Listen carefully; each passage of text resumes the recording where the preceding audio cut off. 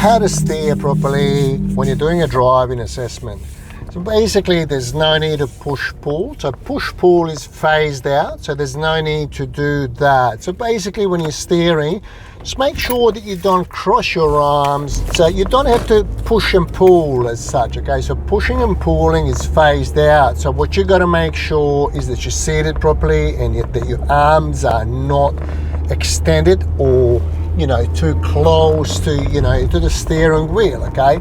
So try to keep your hands as roughly sort of 10 to 2 on the clock and have your thumbs on the rim. Make sure that you relax, you know, so your elbows must be fully relaxed, okay? Make sure you don't cross your arms like this, because it's going to be difficult for you to control the vehicle if you needed to in an event of emergency. So for example, if I'm making a sharp turn here, I also shouldn't put my hand on the inside.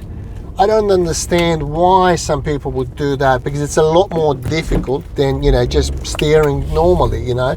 So just to recap, so we shouldn't really push and pull like this. So that's not the proper way, because it takes too long and it's not natural. And you know, that used to be the rule back in the days where there was no power steering. You can go like this, so, you know, make a little bit bigger circles, so that's acceptable, okay? But not crossing your arms like that and not keeping them down here, and certainly not putting your hand inside of the steering wheel. So this would be natural steering, okay? So I crossed it to a certain extent, but never compromised my safety.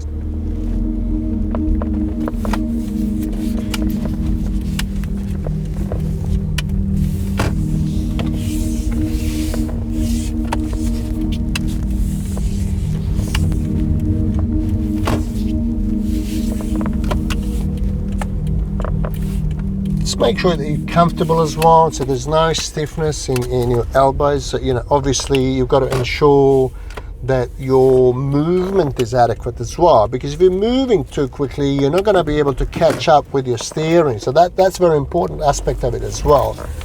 So also in the driving test, you should not be palming. What palming means? It means when you're turning with your palm like this.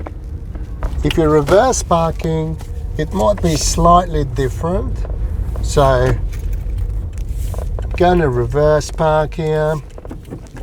You can hug your seat, but never let go completely of the steering wheel with both hands, okay?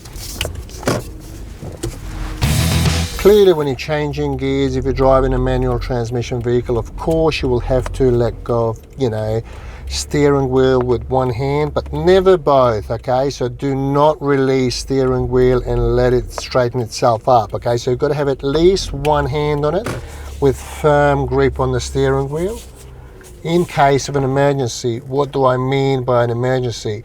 So if somebody hits you from behind and you don't have a control over your vehicle, so it's going to go wherever the steering wheel is pointing your vehicle, okay? Also, the biggest risk, if someone's doing this, if you lock your hand inside of the steering wheel, if somebody hits you from behind, it could be a big problem, okay? So just make sure that you got plenty of practice on steering. Firstly, you've got to be seated properly. You know, your arms must be you know, bent nicely, so, you know, you shouldn't have them like that or, you know, too close. You've got to be able to reach all the controls. So we always suggest to people to, when they sit behind the wheel, to stretch their arms, and if their wrists reach the top of the steering wheel roughly, that would be the proper position, okay? So this is not a rule, but it's a great guide. So we hope that this video helps you understand how they expect you to steer in the driving test. We thank you for watching, and we'll see you in the next video.